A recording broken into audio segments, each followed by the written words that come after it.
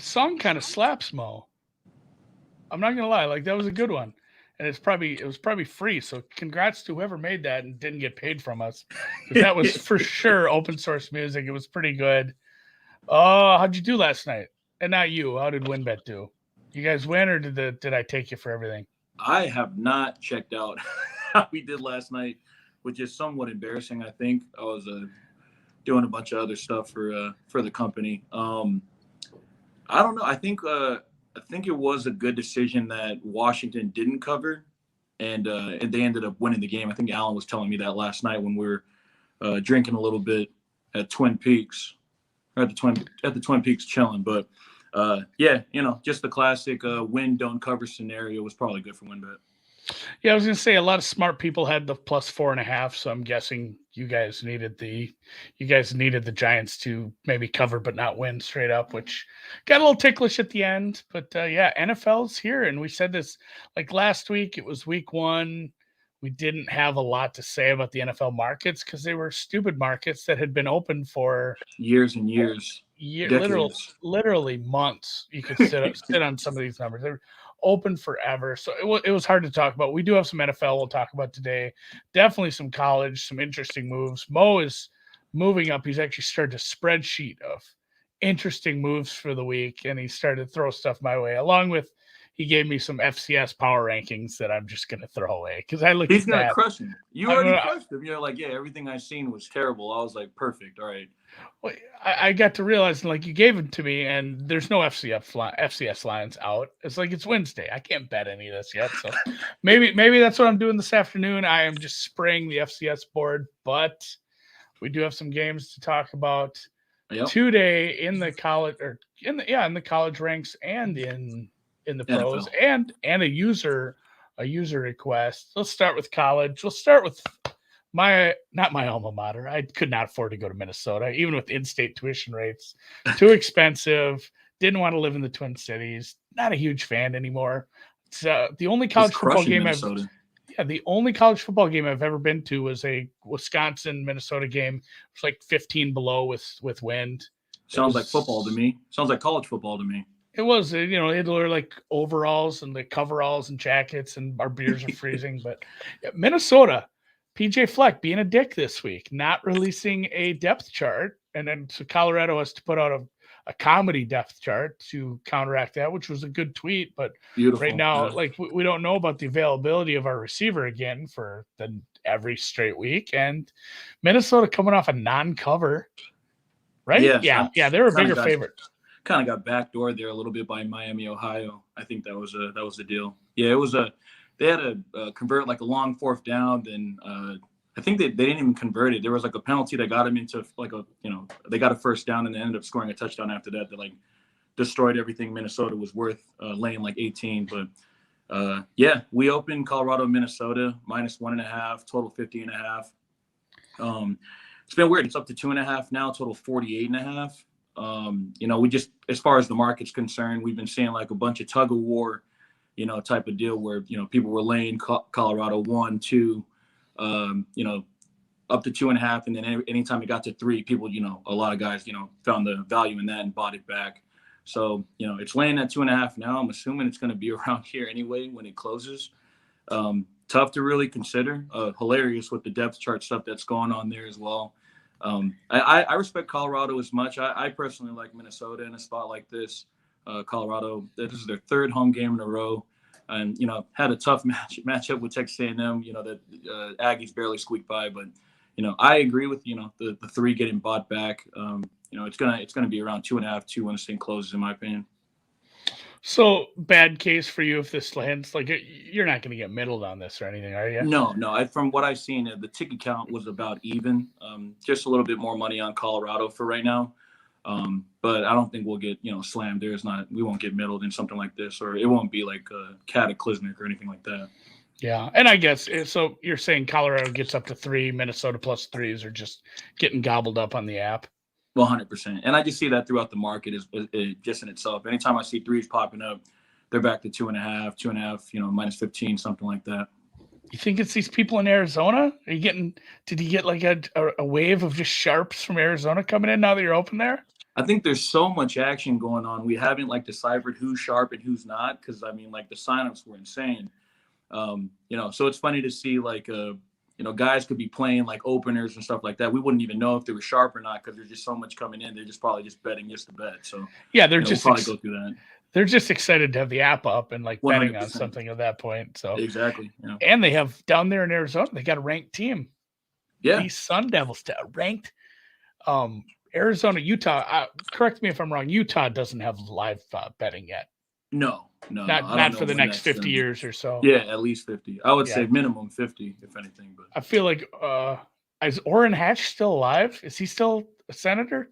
I don't know. I think he was pretty mad about betting in general. Yeah, Utah, probably down the list, but yeah, Minnesota. Probably off the list, man. I don't know if they remember. They've seen that on there or not. All right, Air Force. We got Air Force. You're going to talk about an Air Force game? Yeah, more Colorado. That is true. That is in Colorado Springs up there. Yeah, bigger favorite, big favorite, low total, lowest. Yeah, so we opened 50.5, I think, along with the rest of the market, and right now it's up to 54.5. Anywhere that's available for the game. We've seen a few just steam chasing bets up from 51, 52, a lot of key numbers. Didn't see it hit 55 yet. I'm assuming it may get bought back at a key number like 55. But yeah, as far as parlays are concerned, I think a lot are on the over right now. I like to see, Blake Anderson's out there in Utah State now with Logan Bonner, and they got like a whole new team. And, anytime Gary Anderson touches something, it's probably going to get better afterwards when this guy leaves. So Utah State's 2-0, a solid win against Washington State. And then, kind of had to fight off North Dakota for a little bit to get a big win there at home. I think this might be a little bit more, closer than the line shows. But, as far as from an over perspective, I think Utah State has some weapons that they can hang around Air Force while Air Force is kind of killing a lot of the clock, they'll get in the red zone, get a lot of chances there. But I think the move on the over seems correct to me. Yeah, it's like a 6. Well, there are some places that open below 50. Yeah. I think us just included, we're 50.5, probably ahead of the curve, but we're still 4 points off. However it is. Yeah, I don't know if did you open a better number or you just opened late? Like those are two different things. Yeah, I mean, it's still, you did good. Like you waited on that one. That's good. It's solid. Saving bets is just as good as not taking them. So it's anytime you can save a bet instead of taking a bad bet, it's like you're winning. That's like a small win that not too many people are familiar with in the booking industry, or not in the booking industry, I guess. Outside of the booking, like Dylan gets it.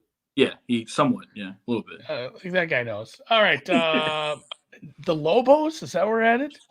Yeah, I think the games are getting better as we're continuing on. I think that's the reverse. My bad. Sorry. All right, my bad. Yeah, 4 touchdowns, favorites, 50-ish total. What are we doing here? Yeah, so we opened, and I think, man, it's like seen some numbers out there: 25, 26.5 with Haynes King out, and Zach Calzada coming in. Didn't really impress too many people. I'm not really sure what that did to the power rankings. I think New Mexico hasn't really shown anything against Houston Baptist, and they played their in-state rival, New Mexico State, and that was a pretty close game. I seen the line move from 26.5. We opened 27, got all the way up to 29.5 and 30 at most spots now. But yeah, I think a lot of the power rankings are people that I've asked. They had this thing around 34.5, 35. So, I understood the move. I felt like it was right. We've seen a lot of steam chaser bets that got up to 30, but it's weird. We're seeing as far as the ticket count is concerned, a lot of people are buying the plus 30, plus 29.5 with New Mexico, and I've seen them on parlay. So, it's definitely one of those games where some people might throw out because of last week's ordeal with Colorado, but I don't know. It's going to be hard for New Mexico to move the ball in the 12th man against Texas A&M, in my opinion. That's always interesting to me on these big numbers like this, where you have a big Power 5 team laying a bunch, versus hosting a lesser team. It's not FCS, but it's a big number, and it's funny where there is like a critical point. Like, all right, I'll lay 30 with this team, but I'll be damned if I'm laying 31. Right. Like across 100%. The key number of 30. And just as far as like where the line, went from 25 up, I mean, you could just tell through like 4 touchdowns. I mean, it might get to 31, before close. So I mean, you could just tell like, they're willing to lay up and up to 26, up to 27, up to 28. Like these are numbers like in that balance before 31. That people will be comfortable laying up until whatever it closes. Sure. Anything else on the college? Well, we will touch on one more college side, but we're going to get to the NFL, and I'm pumped because I'm an NFL guy. Of course. I'm not saying I didn't lay the 6.5 with the Knights tonight, but again, I'm not originating any college football. I'm just paying attention, listening to guys like you, listening to other people. I bet the NFL, although I'm not sure you picked the game I actually bet. There is one. There's a couple. And maybe before we get this, we don't have a banner for this. You mentioned this, touch quick on the Oakland game. And by Oakland, I mean Las Vegas. Your team, your Raiders, Josh Jacobs out. And you said, like, he's not worth anything. He's not worth anything to the spread. Like, no, let's not put that. No, he's worth something. No, he's loved by his fans, his family, his friends. He's worth something. Yeah, he's not worth anything to the spread. Well, yeah, he's great. He's one of their best players. He's still a running back. So we talked about this. I mean, maybe a couple of minutes before we went on air here, and as soon as like the Josh Jacobs news, we got alerted with it. I seen some movement on Steelers from 6 to 6.5, which could have been an uncanny coincidence. But mostly, especially in the NFL, running backs even like Josh Jacobs, even like Saquon Barkley, big names like that will regularly get snaps, carries, are not as big to move the line if they're hurt or even if they're out. I mean, there could be a small move or something to consider. But running backs these days, they just don't affect the point spread as much as what most people think they probably would. No, like there's some linemen that might. Honestly, there's some left tackles that move the line more for me than any running back. 100%. If you're missing your swing tackle, things are going to go poorly for that offense. I mean, if anyone doesn't, they could just go back to the Super Bowl and just kind of see how much an offensive line matters. So. Yeah, a couple players drop out and things happen, but yes, and maybe a little point, and some smart people I know that took advantage of this with the Will Fuller news. Like when a skill position player is out all of a sudden for a team like this, the move isn't like, oh, we're going to bet against this team. I need to go find the opposite and go bet their opponent against the spread. The move is to go find a bad book. Like, we're talking WynnBET. You guys are quality. I'm talking somebody else. Maybe go find someone whose operators are a little asleep at the wheel and bet props. Yeah. Like Will Fuller's out. Guess what? Jalen Waddle props. I don't know 100%. What I would. I'm not sure what I would do with this running back news. Maybe you could look at some of the usage. Obviously, I'm not sure if there's backup running back stuff, but maybe they were using Kenyon Drake, who I thought played pretty well in that. I mean, just as a rotator, you know what I mean? Nothing. That's what I'm wondering is how much there is for Kenyon Drake props this point in the week. Sure. Yeah. But obviously some people were able to get down on Waddle before they pulled that down. So don't like run to bet Pittsburgh for this news. Go find some props. Let's run with that. So all right, back to the actual games you're going to talk about. Denver, Jacksonville. I know some people that are plugging their nose, betting Jacksonville. Denver up to 6. Yeah. Overreaction, Mo? What do we think? That's exactly what I thought when I came in. I seen the true opener was 3.5, total 43.5. And then that thing got immediately dominated by bettors everywhere, and just got bet right up to 6, and that's where we ended up opening a little bit later, and that did not change anything for the the novice bettor, whoever's trying to get down. But as far as the ticket count's concerned, I think it's one of our biggest ticket counts of the NFL games up to now, and the Broncos are 86% of the tickets. You know what I mean? I think it doesn't really take rocket science to see the Jags lose a game like that, pretty heavily bet on against, I'm assuming, the worst team in the Texans. I'm not really a big NFL guy. And then, the Broncos getting it done in New York. So Broncos are pretty, I think a lot of people liked them coming into the season. It's almost just like destiny that the Jags meet the Broncos and see an overreaction like this one that I think we're seeing now. It is my favorite kind of game, the super overreaction where it's like Jaguars were supposed to, they were favored. Rookie head coach, rookie quarterback, favored. Like what has to come together for that sort of thing? If you have a new head coach, that means your team sucked because they got rid of a head coach. If you have a rookie quarterback starting, it means your team sucked because they drafted high. Like Exactly. I wonder how many times that's ever happened where rookie head coach with a rookie quarterback has been favored in week one. Well, like how low that other team has to be power ranked. And I guess that's exactly it was what I was gonna say. Like the power rankings alone, on like not how like where the Jags are perceived, but like how bad are the Texans like to most people? You know what I mean? Like that's incredible. Like the Jags would be like a touchdown favorite at home against the Texans. I mean, even that would be kind of ridiculous. So yeah, super overreaction. And you heard what Mo just said, like huge ticket count on Denver. So Denver wins by 4. Obviously, is kind of what happens. That's what happens in these games. No, it is a mountain team traveling to play a noon game, an early game on. I say noon because I'm from the Midwest. An early game on a Sunday. So and it's going to be flying everywhere. Hot down there. Tenney, Seattle. Seattle looked good. Maybe not. It's kind of the same fucking thing. Yeah, little overreaction. Like I wanted Seattle to pair good. these games together because the true opener on this was about 3.5 total 51, and even the total, which I wanted to talk about a little bit, kind of flew up from 51 to 54.5. So we're currently at 6.5, 54.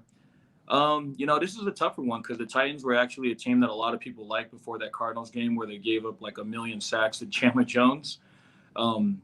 And, Kyler Murray, it's just tough to, kind of corral a guy like that. Like, it's hard to play against a team like the Cardinals with the weapons that they have.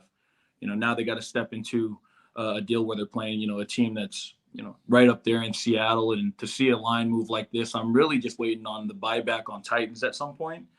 Depending on the total, I think it's just kind of been even on that. But the same thing, the ticket count isn't as high, but there's like 83% of bets on the Seahawks already up until today. Yeah, same kind of thing for me. And I hate that I like Seattle here, but it's a bit much. Like you're laying a little more than you kind of probably should here. As good as Tennessee has been the past couple of years, the only difference is, a little bit of switcheroo in the receiving course and the loss of the offensive coordinator. But like, yeah, if you stink in week 1, people are going to overreact to it, I guess. So yeah, this is still probably the best team in the division. And they're going to be getting 5.5, 6 points here in some places, late game at Seattle, but it is tough. Like, and the reason I am staying away from like getting excited about backing Tennessee here is just, you got to go up there and home field's back. Home field's going to be back up in, oh man, it's not called CenturyLink. It's called like something. They renamed it something stupid. Like, is it not Quest?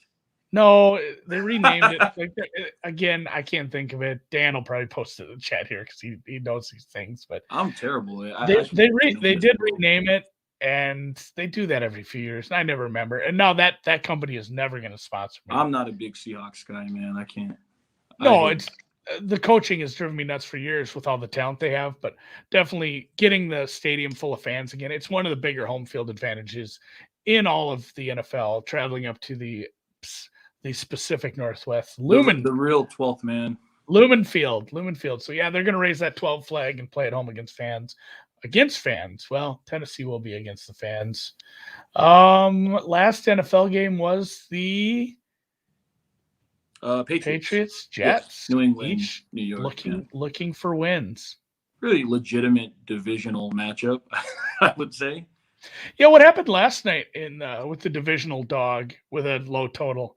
Oh man, flew over, dog came in, never in doubt. Yeah. Never in doubt over, and never in doubt dog. I'll never understand how the Giants didn't win that game, but that's neither here nor there, But the Patriots opened 3.5, 43, and these are one of the ones where we opened lower, and now we're at 6.43. It's like a bunch of these games that are opening 3, they're just going right to 6 immediately. We didn't see many bets on it on the way up, but right now it's essentially in the same range as the Seahawks and Broncos tickets we were getting. The ticket count's a bit higher from what I've seen. It's 84% of the bets on Patriots, and that's mostly parlays. There's not really many straight bets from what I've seen on it. And like the majority of it is in Arizona. So it's kind of like we're painting a picture of the overreactions. As far as the Jets playing against the Panthers, didn't look as good until late. And the Patriots having a lot of love here. So I don't know. I mean, as far as power rankings, I didn't think like the Patriots went up any against the Dolphins. Maybe it was just a drop in the Jets deal. I didn't downgrade them in my rankings, but like I'd say all these 6-point games, I'm not really there with any of them. I'd have to look. I have my week 2 numbers up right in front of me now. And in that one, actually, you know what? Tennessee, Seattle, I'm pretty close. I gave Seattle a good home field bump this year because people are back, and that's why I brought it up. But the New England Jets game, yeah, I'm not even close. Like my numbers are begging me to bet the Jets, and I probably still won't. Just You because should be betting the Jets, man. You just gotta trust that right now. if I get like a 6 even money, or it gets out to something stupid like 6.5, I might. And someone's already bound to give it out, like because the Patriots tickets are gonna fly. I got Atlanta on my card already, man. Do I need more pain? Yeah, no, you're fine. Yeah, great line. I don't need the Jets and just parlay the Jets and Atlanta. Yeah, that's it, and just let it go. Whatever happens, happens. Yeah, just put it there. So, all right, user question before we just start BS in here. FIU Texas Tech. What was he was asking about the total here? Yeah, the total. Yeah, I think it originally opened 56, but our opener was 55, and it's down to 54 now. Not much action. We have a couple of underbets on the Steam coming down, so people that have a screen probably seen that better with us. Yeah, it's hard for there to be a square side when no one knows about the game. So it's obviously you see Texas Tech in a game. It's you'd essentially think over. I don't know. Matt Wells is there now, big offensive guy, and FIU coming in with Butch Davis. It seems like he's going to have the ship riding. It might be a closer game than being a 20-point dog. But as far as the total is concerned, not too many people are interested. And from what I've seen, if anyone's thinking over, the market's getting shoved in their face right now. Yeah, I was going to say there's some 53.5s on the board if you go look. So even further, yeah, I was looking already now, and I mean we've been at 54 and we haven't really taken any bets yet, but over seems square considering the market, I guess. Yeah, I'm gonna say like the Pinnacle opener was 55.5. I feel like Chris was 56, and yeah, or maybe some of the soft offshore stuff was gonna get hit at 56, especially at those low limits. That's how the market corrects itself. People open $250 limits, and then the hyenas come in and they crush that until they don't have that account anymore, and then Exactly. their brother-in-law gets an account. It's pretty easy. Beards everywhere, money everywhere. Flying. They're gonna be putting up the lines no matter what, man. So people are gonna be betting them. They'll be coming back no matter what. I do enjoy that. Maybe one of my favorite parts about sharp gambling Twitter, like the people that are on there that are actually, because there's a lot of bettors that spend big money, make big money that you don't hear about. You don't know who they are. They're in the shadows. Like the legit people who are actually betting sums of money that tweet a lot. When once in a while, one of them will complain about that. People hitting like, can't you guys wait? Like, and it's like, hey, like the people that are doing that, 250 relative, those are good wins for them. Like if they're getting 100%. Down half a nickel, like they're not going to stop just because they feel bad for you. You got to find them and offer them a partnership, buddy. It's become more of like a popularity contest, like knowing that you move the line rather than being fair. Like I think years ago they probably weren't like, oh yeah, I'm going to move the line or whatever the case is, because there wasn't. But like it's like the crowd of like sharp bettors, because it's somewhat becoming more popular to like move a line and this and that. They're just like, I don't care. Like you either get to it first or I get to it, and then that's basically the thought process. Oh, and there are some people that are like, I just wish I knew who these people were, right? So I could just offer them a partnership and we wouldn't have to deal with this. It's like yeah, every person you do that with, there's gonna be 3 more people that are gonna fill in and hit bet online openers. Like, I'm sorry. That's how Mo sets his numbers. He just waits for those things to sort themselves out at low limit. And guess what? It's called risk management, people.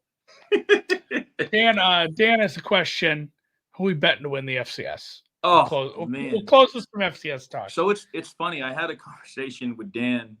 I don't know if it was that. I gave away Sam Houston State at I'm assuming an egregious number at 10-1. They return the same team. I think they haven't lost a game in like the last 15 games.